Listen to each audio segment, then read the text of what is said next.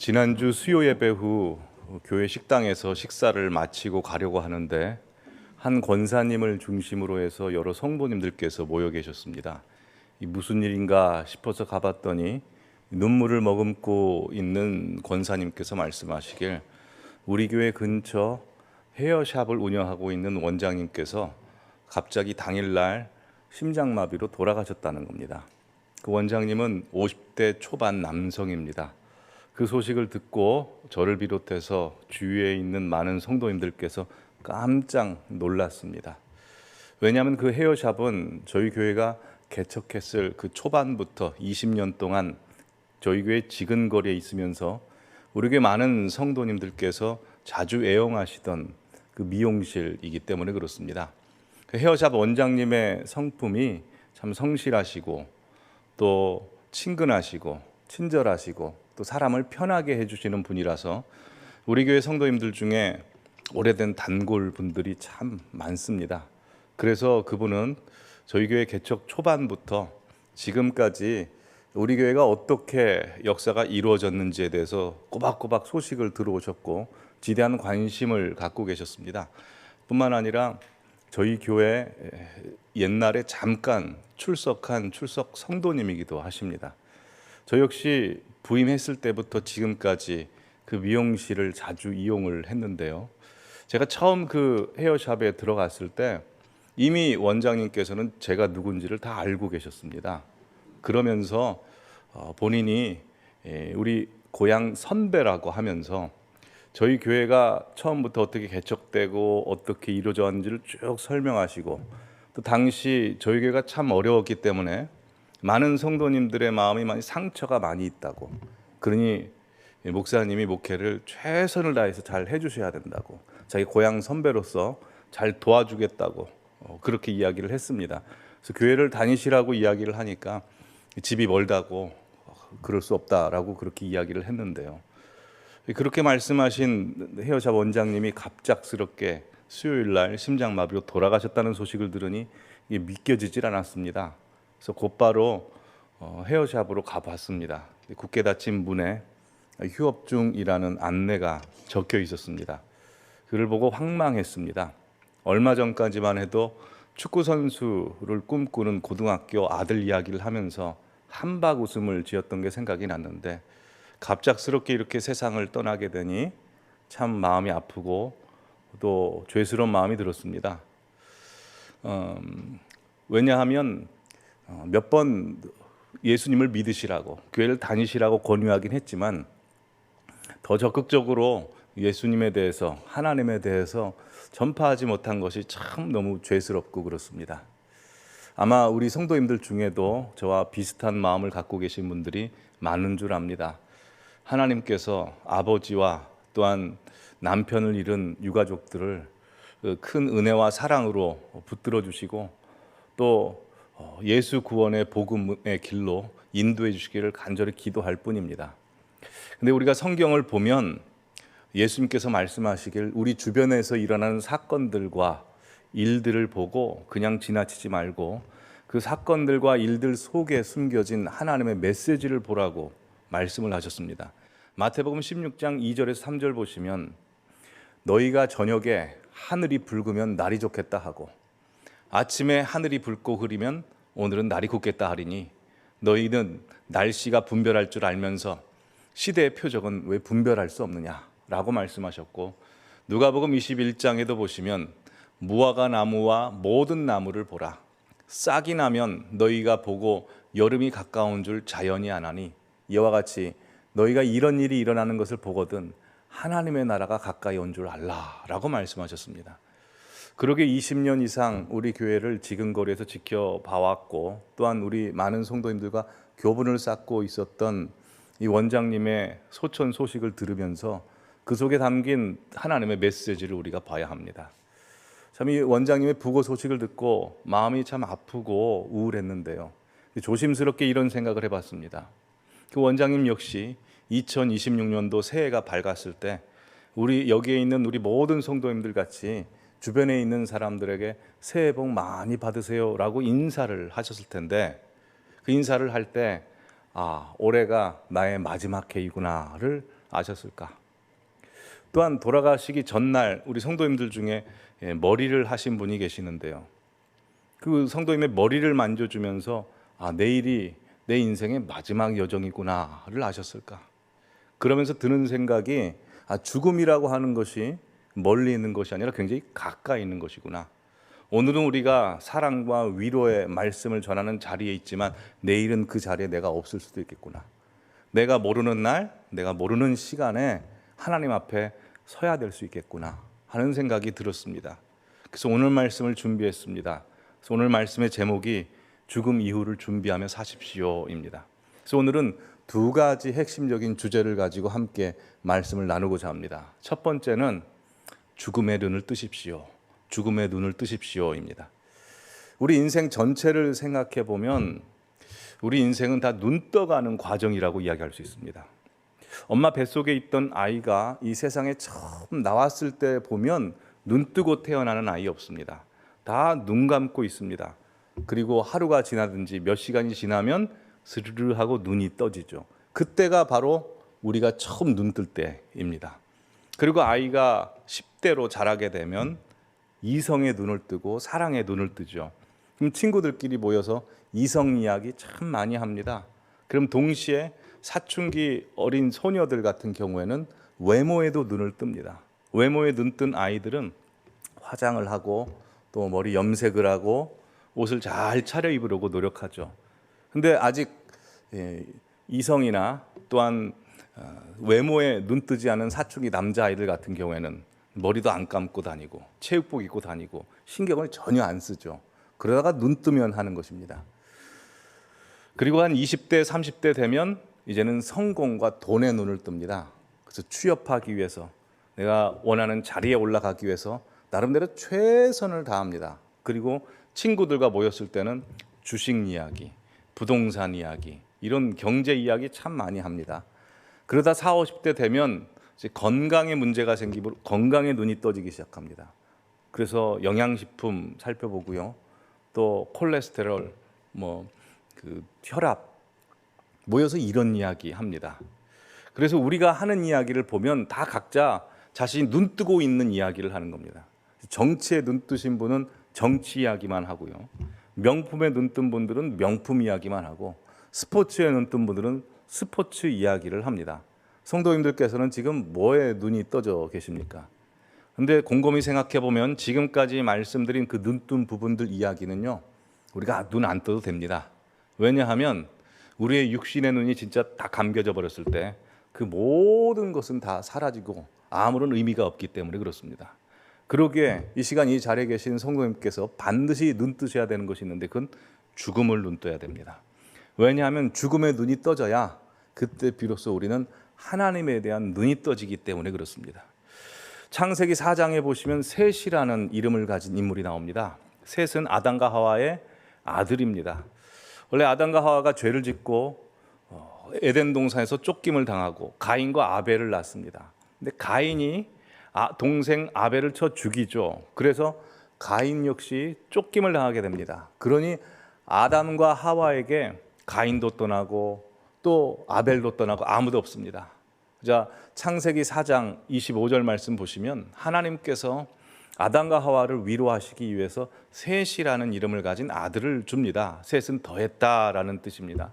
근데 26절 보시면 셋이 아들을 낳는데 그가 에노스입니다. 근데 신기하게도 파란 글씨 보시면 에노스가 나왔을 때 그때 사람들이 비로소 여호와의 이름을 불렀더라. 이 비로소는 어떤 비로소일까요? 여호와의 이름을 불렀다는 것은 하나님을 비로소 사람들이 의지하게 됐고 예배하게 됐고 믿게 되었다라는 것으로서 하나님 편에서 드디어 사람들이 하나님을 믿게 되었다라는 것이죠. 자, 그렇다면 셋이 에노스를 낳았을 때 무슨 일이 있었길래 사람들이 비로소 하나님을 의지하고 믿고 예배하게 되었을까요? 에노스란 이름의 뜻을 보면 이렇게 됩니다. 쉽게 죽을 수밖에 없는 존재. 왜 이름을 이렇게 지었을까요? 우리가 추정할 수 있는 것은 에노스가 나왔을 때 그때 누군가 죽은 겁니다. 그리고 수많은 사람들이 충격을 받은 것이죠. 그 죽음을 보면서 인간은 스스로 살 수 없는 존재구나. 아무 힘도 없고 능력도 없는 존재구나. 하나님 의지해야 되는구나 라고 해서 그때 에노스가 나왔을 때 비로소 하나님을 의지하게 되었습니다. 여러분, 40년 광야 생활한 이스라엘 백성들을 성경에서 뭐라고 이야기합니까? 우리도 뭐라고 이야기하죠? 목이 곧은 백성, 교만한 백성, 완고한 백성이라고 합니다. 그래서 그들은 하나님께서 가나안 땅으로 바로 인도하시려고 하셨는데 그럴 수가 없어서 40년 광야 생활을 할 수밖에 없었습니다. 40년 광야 생활을 하고 난 뒤에 그들은 드디어 요단강을 건너 가나안을 정복할 수 있게 됐습니다. 자, 그렇다면 40년 광야 생활을 하면서 이스라엘 백성들이 어떻게 뭘 보고 배운 것일까요? 완고했고 교만했던 목이 곧은 백성이 어떻게 겸손하고 낮은 사람이 될 수 있었을까요? 그들이 하나님이 하늘에서 내려주시는 만나를 보고 불기둥과 구름 기둥을 보고 하나님께서 열어주시는 홍해 기적 사건을 보고 변화되었을까요? 아닙니다. 그들은 그거 보고도 불평하 원망했습니다. 완고했습니다. 뭐 보고 그들이 겸손해졌을까요? 죽음을 봤습니다. 죽어나가는 걸 봤습니다. 출애굽기 보시면 이스라엘 백성들이 장정만 남자만 60만 명이라고 되어 있습니다. 60만 명이 출애굽했기에 가장 적게 잡아도 그냥 남녀 성인만 120만 명이라고 치죠. 120만 명이 40년 동안 죽어나가는 겁니다. 그럼 1년에 몇 명 죽겠습니까? 평균 계산을 해보면 3만 명 정도 죽는 겁니다. 그리고 하루에 죽는 사람의 평균 숫자는 90명 이상 정도 되겠죠. 그러니 이스라엘 백성들이 광야 생활하면서 매일 치렀던 게 뭔지 아십니까? 장례식입니다. 그 장례식을 보고 그들이 겸손해지는 겁니다. 사람은 그렇습니다. 우리도 마찬가지입니다. 설교를 준비하기 위해서 궁금해서 구글에 한번 쳐봤습니다.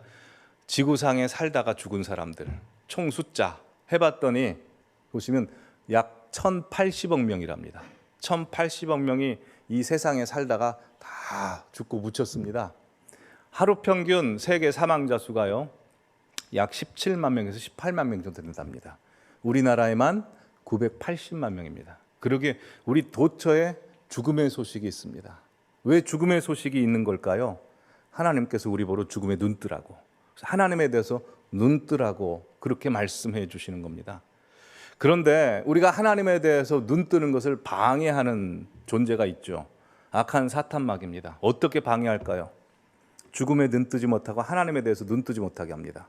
그래서 항상 우리로 하여금 하나님을 바라보지 못하고 이 땅만 바라보게 하죠. 몇 년 전에 목사님들 모임이 있어서 가봤는데 한 목사님이 이런 이야기를 했습니다. 성도님 중에 꿩 목장을 하는 분이 있어서 신방하러 갔습니다. 근데 신방하러 갔더니 꿩 목장을 보니 울타리만 쳐져 있고 지붕은 없고 꿩들이 그냥 자유롭게 돌아다니는 겁니다. 아니, 저러면 꿩들이 하늘로 날아갈 텐데 물어봤습니다. 왜 꿩을 지붕 없는, 천정 없는 그냥 울타리만 있는 곳에서 방목하냐고 물어봤더니 꿩이라는 새는 하늘을 보면 날아버린답니다. 하늘을 못 보면 날지를 않는다는 겁니다. 그래서 꿩의 머리에 이런 하늘을 볼 수 없는 캡을, 모자 같은 걸, 조그만 걸 딱 씌워놨더랍니다. 그걸 씌워놨더니 하늘을 못 보니 어디만 봅니까? 땅에 모이만 주워 먹으려고 보는 거죠. 우리도 마찬가지입니다.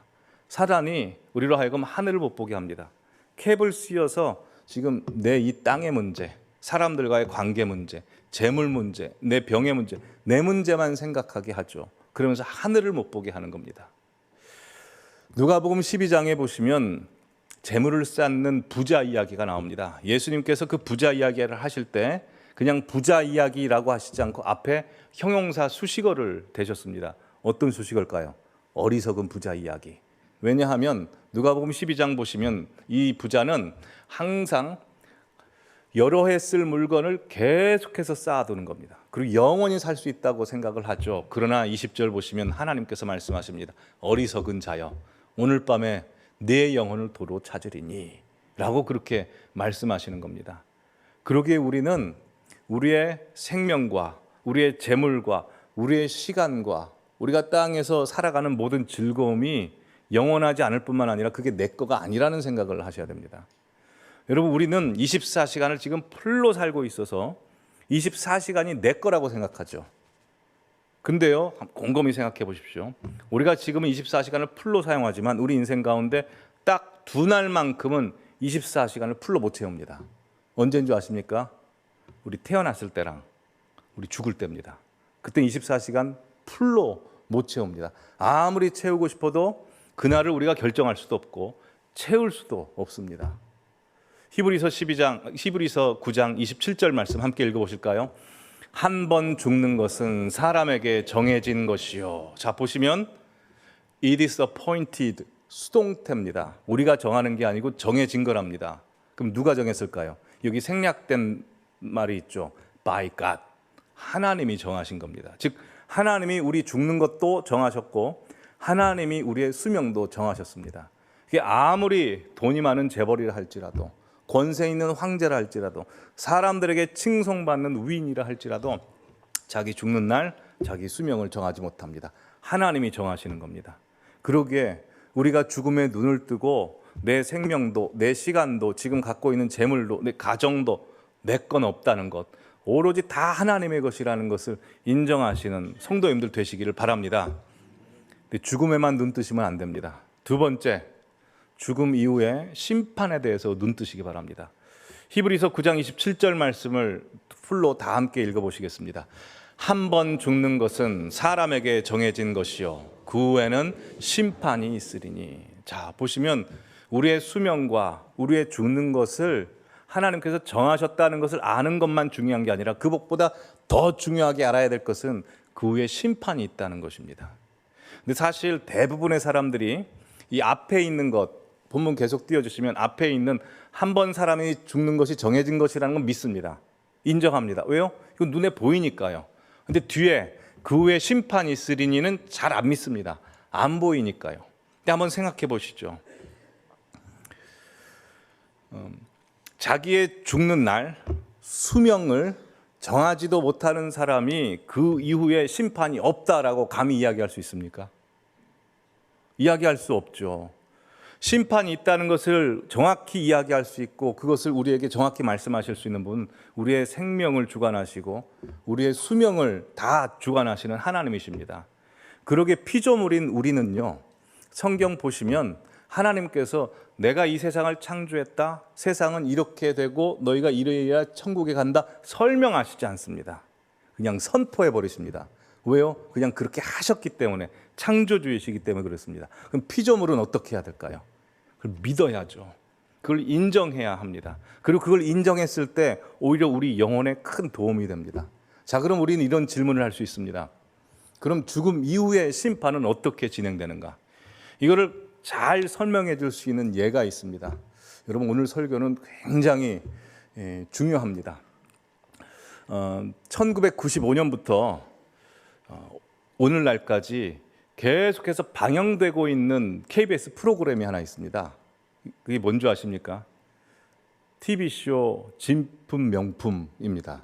이 진품 명품이라는 프로그램은 각 가정, 민간에 소장하고 있는 고예술품이나 문화재 같은 것들을 감정받는 프로그램이죠.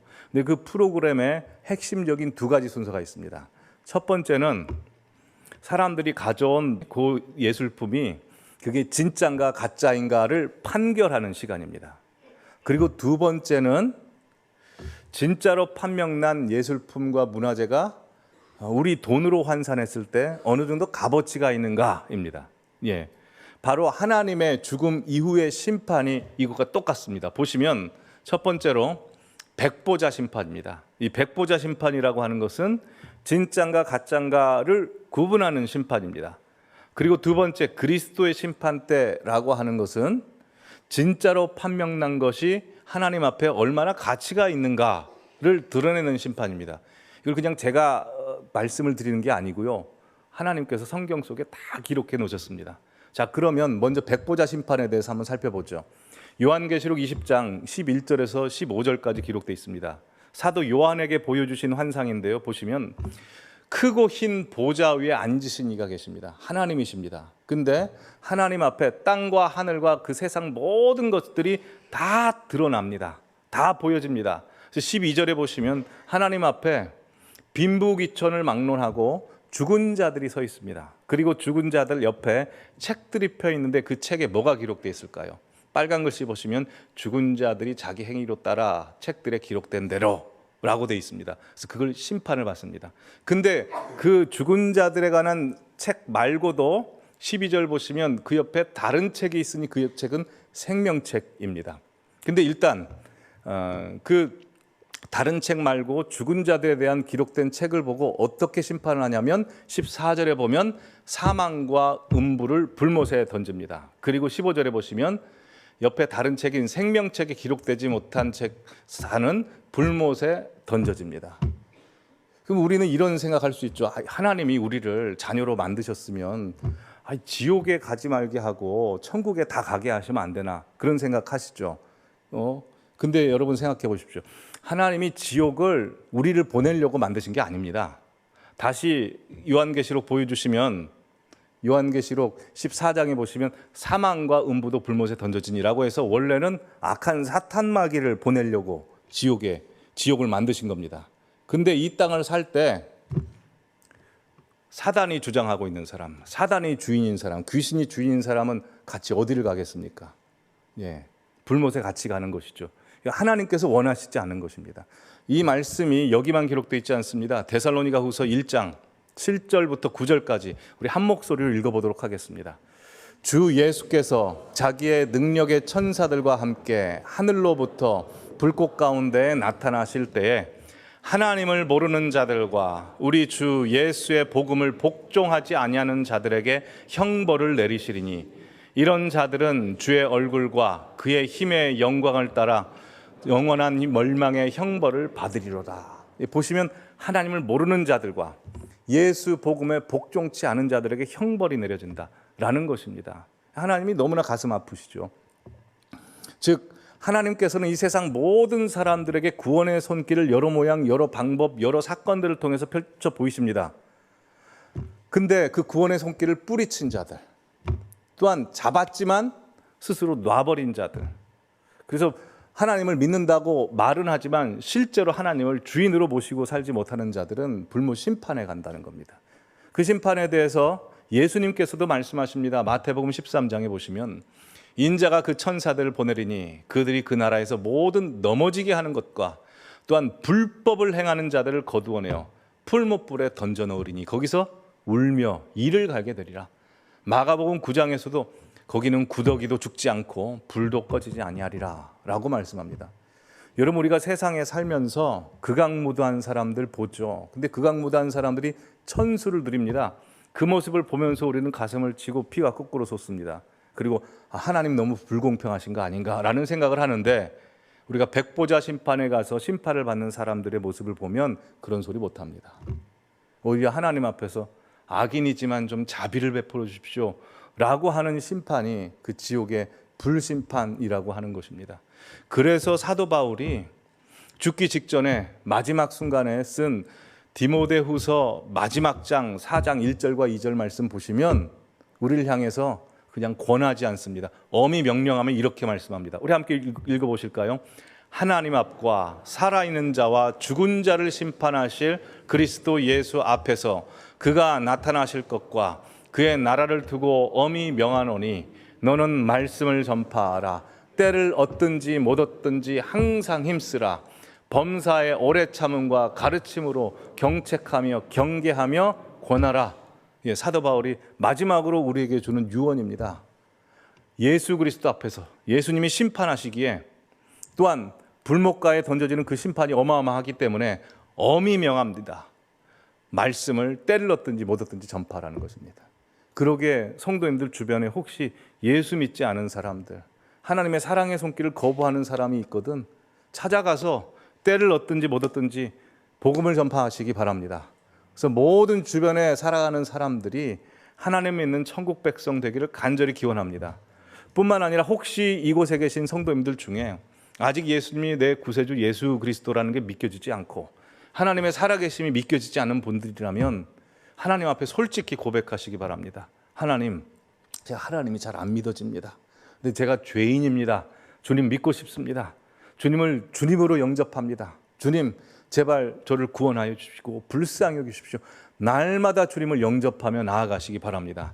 천국은 침노하는 자의 것이라고 했습니다. 하나님을 꼭 붙드셔서 이 자리에 계신 분들 중에 백보자 심판을 받고 그 지옥에 들어가시는 분 한 분도 없기를 간절히 바랍니다. 그 사명을 위해서 하나님께서 저를 세워주셨습니다. 그러기에 성도님들 정말 하루하루 살아가실 때 주님 앞에 내가 구원받은 백성인가를 항상 점검하시기를 바랍니다. 자, 그럼 구원받은 백성들은 그럼 어떤 심판을 받게 될까요? 구원받은 백성들이 받는 두 번째 심판이 있습니다. 바로 그리스도의 심판대 앞에서는 그리스도의 심판입니다. 고린도후서 5장 9절에서 10절 말씀을 함께 읽어보실까요? 그런즉 우리는 몸으로 있든지 떠나든지 주를 기쁘시게 하는 자가 되기를 힘쓰노라. 이는 우리가 다 반드시 그리스도의 심판대 앞에 나타나게 되어 각각 선악간에 그 몸으로 행한 것을 따라 받으려 함이라.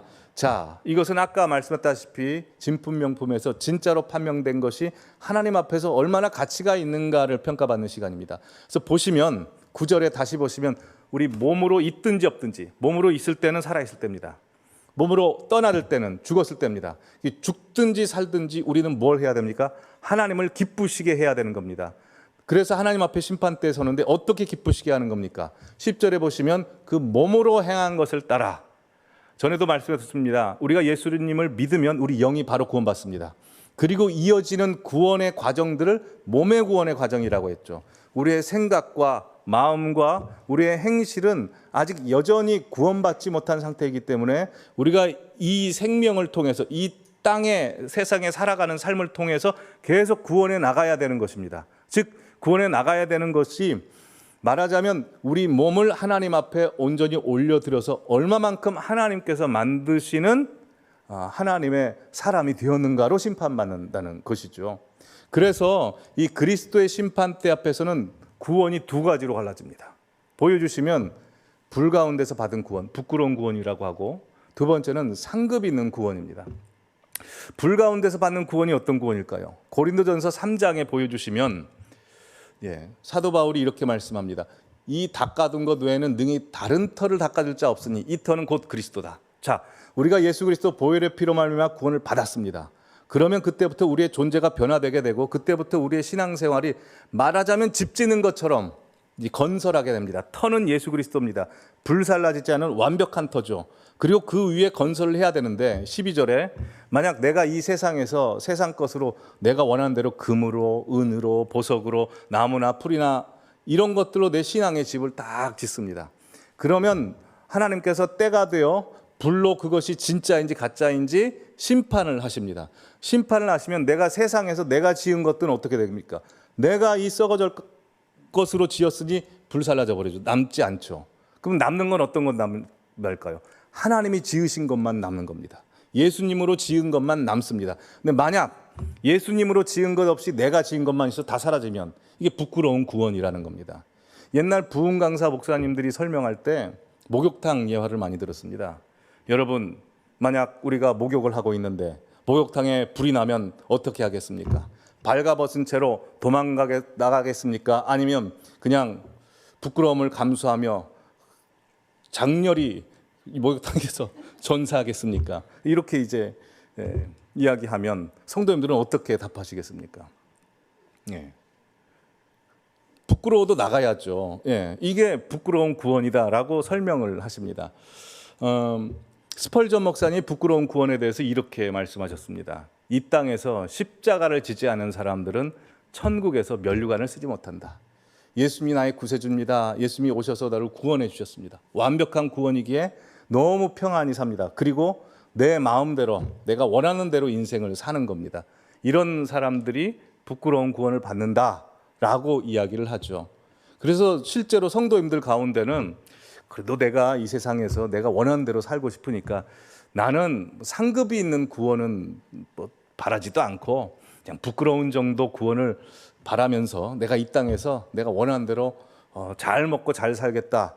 그런 마음 가지시는 분들 혹시 계시지 않습니까? 근데 그렇게 생각하시면 안 됩니다. 그러다가 구원 못 받을 수 있습니다. 로마서 14장 말씀 보시면 이렇게 되어 있습니다. 내가 어찌하여 형제를 비판하느냐? 어찌하여 형제를 업신여기냐? 우리가 다 하나님의 심판대 앞에 선다. 심판대 앞에 섰을 때는 우리가 스스로 우리가 잘못했던 것을 다 하나님 앞에 고하게 됩니다. 또한 마태복음 7장에 보시면 너희가 주여 주여 외치냐? 나는 너를 모른다. 너희가 주의 이름으로 귀신을 내쫓고 선지자 일을 했냐? 나는 모른다 라고 말씀합니다. 여러분, 그러기에 내가 불 가운데 받는 부끄러운 구원 정도 받아야 되겠다 라고 생각하시면 구원 못 받을 가능성이 굉장히 큽니다. 여러분, 옛날에 학교 다니실 때 시험을 보고 나서 끝나고 나면 드는 생각이 어떤 생각이 드십니까? 시험을 잘 본 것 같은 느낌이 납니까? 아니면 시험을 잘 못 본 것 같은 느낌이 납니까? 이게 공부 잘하는 사람과 공부 못하는 사람의 특징인데요. 공부 못하는 사람은요, 시험을 보고 나면 내가 다 맞는 것 같습니다. 예. 그리고 나중에 시험 성적이 딱 나왔을 때 보면 깜짝 놀라죠. 패닉입니다. 이게 신앙생활하고 똑같습니다. 신앙생활 자기가 잘 못하면서 이 정도면 괜찮지 했다가 나중에 주님 앞에 가서 나는 너를 모른다라고 하실 수 있다는 겁니다. 이 자리에 계신 분들 중에는 절대 불 가운데 받는 구원, 부끄러운 구원으로 만족하시는 분은 한 분도 없으시길 바랍니다. 그래서 이 자리에 계신 모든 분들은 두 번째, 상급을 받는 구원으로 가셔야 됩니다. 상급을 받는 비결. 여러분, 그렇다면 하늘의 상급을 받는 비결이 무엇인지가 궁금하시죠? 여러분, 우리가 상급을 받는다고 생각할 때 이렇게 생각합니다. 어떤 어렵고 힘들고 불편한 일이 있습니다. 또한 주의 일이 있습니다. 그러면 내가 내 뜻을 갖고 내 생각을 가지고 내 물질과 내 힘과 내 모든 것을 다해서 하나님 앞에 드리고 가난한 사람 도와주고 하면 내가 상급이 하늘에 쌓이지 않을까? 그렇지 않습니다. 여러분, 하나님의 일이라고 하는 것은요, 하나님이 우리에게 주실 때 우리 생각, 우리 뜻, 우리의 힘 가지고 하라고 주신 일 없습니다. 하나님의 일은 항상 하나님의 약속으로 하나님의 뜻을 줍니다. 뿐만 아니라 그 하나님의 뜻을 우리가 이룰 때 우리 힘으로 이루게 하지 않습니다. 하나님이 마음 주시고 하나님이 능력 주시고 은혜 주셔서 그 일을 하시게 하시는데, 그 일을 내가 한 게 아니라 보면 누가 한 겁니까? 하나님이 하신 겁니다. 그래서 하늘의 상급이 쌓여지는 것을 보면 내가 몸만, 내 모든 헌신과 순종만 드렸지 일을 이루신 건 하나님이시라서 내가 한 게 없습니다. 근데 참 희한하게도 하나님이 다 하셨는데 하나님이 나에게 상 주시는 겁니다. 이게 하늘의 상급입니다. 그래서 하늘의 상급이 쌓여진다라고 하는 것은요, 일목요연하게 말씀드리면 하나님이 내 안에서 역사하시는 스토리가 많은 사람입니다. 그래서 성경에 보시면 상급이 여러 가지가 나옵니다. 많을 텐데 한 5가지 정도로 말씀하는데요, 다 스토리가 쌓이는 겁니다. 첫 번째, 의의 면류관. 사도 바울이 이야기했습니다. 이건 선한 싸움을 싸우고 끝까지 믿음을 지킨 사람에게 주어지는 상인데, 사도 바울 보십시오. 그는 원래 예수님을 안 믿던 사람이었습니다. 핍박했던 사람입니다. 근데 예수님께서 찾아오셔서 그를 구원해 주시고, 예수님이 은혜 주심으로 말미암아 10년간 아라비아에서 그가 연단되고, 또 은혜 주시고 밝은 빛을 주셔서 선교하게 되고, 고통과 어려움과 태장으로 맞고 돌에 맞는데도 하나님이 힘을 주시니까 선교를 끝까지 하고 자신의 목숨을 다 바칩니다. 누가 한 겁니까? 와서 봤더니 하나님이 하신 겁니다. 그래서 사도 바울이 고백하죠. 나의 나 된 것은 내 열심과 내 능력이 아니고 주의 은혜라. 의의 면류관은 누구 때문에 받는 겁니까? 하나님이 하셨는데 그 하나님이 우리에게 주시는 겁니다. 얼마나 은혜스럽습니까? 두 번째, 소망과 기쁨과 자랑의 면류관. 사도 바울이 데살로니가 교회 성도들에게 소망, 기쁨, 자랑의 면류관을 이야기했습니다. 이게 무엇입니까? 사도 바울은 원래 데살로니가 교회에 가서 전도하려고 하지 않았습니다. 성령께서 막으셔서 빌립보 그리고 데살로니가 교회에 가서 3주 동안만 복음을 전했는데 교회가 크게 생겨버립니다. 누가 한 겁니까? 하나님이 하신 거죠. 하나님께서 복음 전하는 자에게 주시는 상급입니다. 자, 세 번째, 생명의 면류관. 야고보서를 보면 시험을 참는 자에게 주시고 시험을 견디는 자에게 주시는 생명의 면류관입니다. 야고보 역시 주의 형제였는데 공생에 예수님 생활하실 때 예수님을 비난하고 미쳤다고 했습니다. 근데 부활하신 예수님께서 그를 만나주시고 그가 사도가 되고 헌신적으로 살아가는데 낙타 무릎이 될 때까지 기도합니다. 그래서 많은 성도들을 시험에서 이기게 하죠. 그런 사람에게 주시는 생명의 면류관, 하나님이 하신 거죠. 네 번째, 영광의 면류관입니다. 베드로입니다. 베드로는 다들 아시다시피 예수님을 3번 부인했습니다. 만약 예수님께서 그에게 찾아가시지 않았더라면 그는 지옥에 갑니다. 찾아가셔서 그를 사랑한다 하시고 그의 사랑을 받아내시고, 그래 나 사랑하는 것으로 양떼를 섬겨라 라고 합니다. 그래서 그는 맡은 자에게 주장하는 자세를 하지 않고 항상 섬기는 모습으로 섬겼더니 영광의 면류관. 예수님께서 다 하시고 예수님께서 주시는 상입니다. 다섯 번째, 승리의 면류관. 사도 바울이 고백합니다. 이기기를 다투는 자마다 모든 일에 절제해야 된다. 그럼 썩을 승리가 아니라 썩지 아니할 면류관을 받게 된다라고 돼 있죠. 여러분, 사도 바울은 복음 전하기 위해서 결혼도 안 했습니다. 그의 여가 생활, 여행, 취미 없었습니다. 주님을 위해서 다 절제했습니다. 끝까지 믿음 붙들고 갔더니 주님께서 함께 하셨더니 승리의 면류관을 주시는 겁니다. 그렇게 성도님들도 마찬가지입니다. 지금 어렵고 힘드십니까? 승리의 면류관, 인내의 면류관, 생명의 면류관 어떻게 주어지냐면 그 자리에서 하나님의 뜻을 구하십시오. 하나님이 원하시는 것이 무엇인지를 구하시고 하나님이 원하시는 것을 할 수 있는 은혜와 능력을 주십시오. 그리고 자아를 죽이시고 자기 십자가를 지고 예수님을 향해서 계속해서 따라가십시오. 그럼 예수님이 주시는 은혜로 말미암아 하나님께서 하시는 일들을 보게 됩니다. 나는 참 감사하고 내가 한 건 없는데 하나님께서 그걸 하늘의 상급으로 주시는 겁니다. 그 은혜가 모든 성도님들에게 있기를 바랍니다. 우리의 어렵고 힘들고 절망적인 상황이라고 하는 것이 사실 하나님께서 우리에게 주시고자 하는 상급의 기회입니다. 오늘 설교를 정리합니다. 우리가 이 세상 살면서 항상 죽음의 눈을 떠야 됩니다. 왜냐하면 하나님의 눈을 떠야 하기 때문에 그렇습니다. 뿐만 아니라 죽음뿐만 아니라 죽음 이후에는 심판이 있다는 것을 아시기 바랍니다. 그리고 예수 그리스도를 믿지 못하는 자들에게 복음을 전하시고 뿐만 아니라 우리의 처해진 모든 환경이 하나님께서 하늘의 상급을 주시는 환경이라는 걸 아시고 그 속에서 나 자신을 죽이시고 예수님을 내 몸 안으로 성령님을 초청하심으로 말미암아 하나님께서 일하시는 도구로 의의 무기로 내어드리시기 바랍니다. 그리고 하나님께서 역사하실 때 우리에게 저 천국을 주실 겁니다. 그래서요, 우리 믿는 사람들은 죽어도 복입니다. 시편 116편 15절 말씀 우리 함께 읽겠습니다. 성도의 죽는 것을 여호와께서 귀중히 보시는도다. 요한계시록 14장 13절 말씀도 읽겠습니다.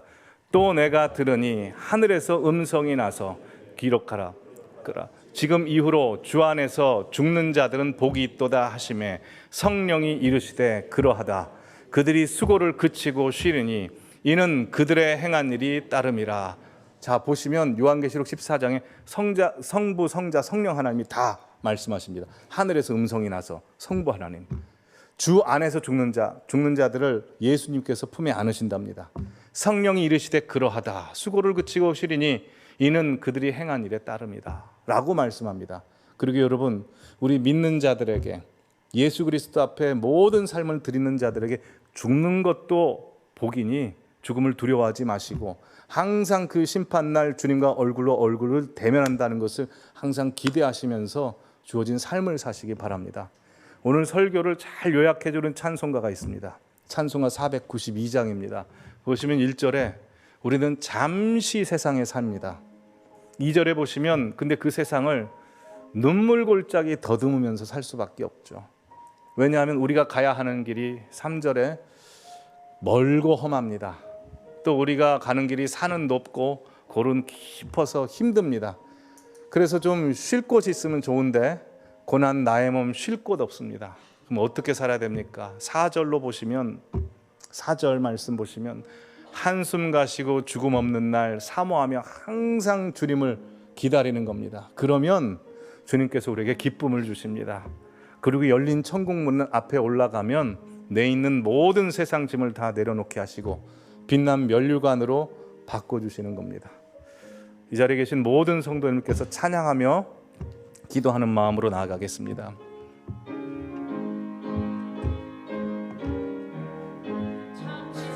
세상에 내가 살면서 항상 찬송 부르다가 날이 저물어 오라 하시면 영광 중에 나아가리. 열린 천국 문 내가 들어가 세상 짐을 내려놓고 빛난 면류관 받아 쓰고서 주와 함께 길이 살리.